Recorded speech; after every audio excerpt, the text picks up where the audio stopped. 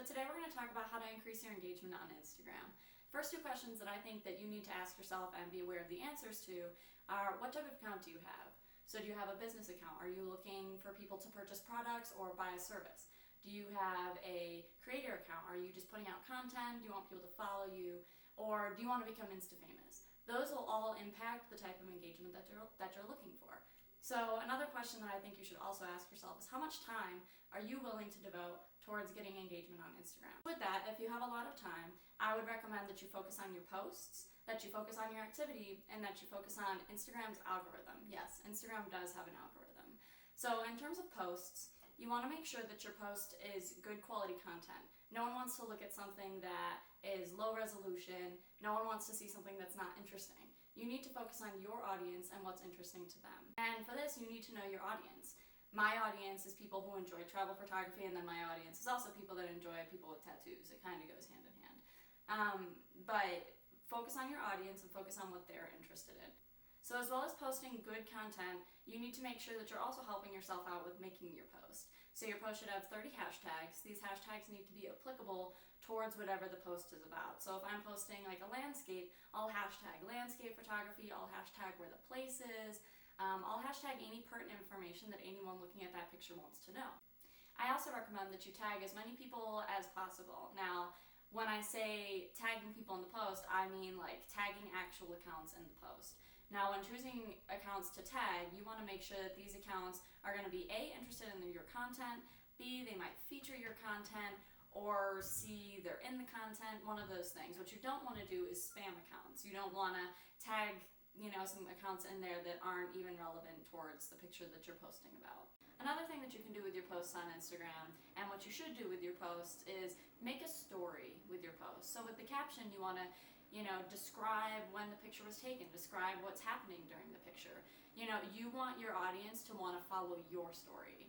A final tip that I have is to make your account a business or a creator account. This allows you to see insights about your followers, such as when they're active, such as their age, their gender, their location. It tells you a lot of information about your followers.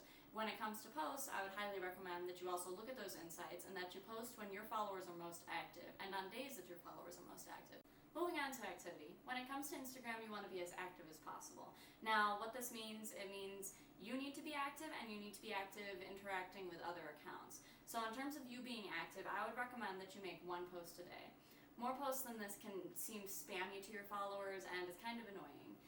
Making less than this really lessens your engagement. So one post a day is a really good number. Now, obviously, you're going to have a full-time job. I have a full-time job.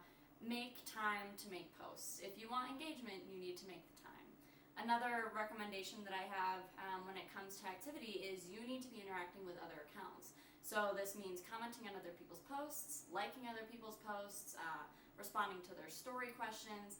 You want to be as active as possible, and you want that green light to be on your account often. Instagram sees this, and your followers see this as well. The last item that we're going to talk about is Instagram's algorithm. Instagram's algorithm changes constantly, so what I would highly recommend is that you go to Google and type in whatever year it is. Right now, obviously, it's 2020, but type in whatever year it is and type in 2020 Instagram's algorithm. That'll give you a lot of information as to what Instagram is focusing on. Notice that people who get onto the Explore page are following Instagram's algorithm. They're using those 30 hashtags. They're tagging people. They're getting a lot of engagement on their account by simple, small things that they're doing. So use Instagram's algorithm to your benefit. So I like to search accounts that are similar to mine.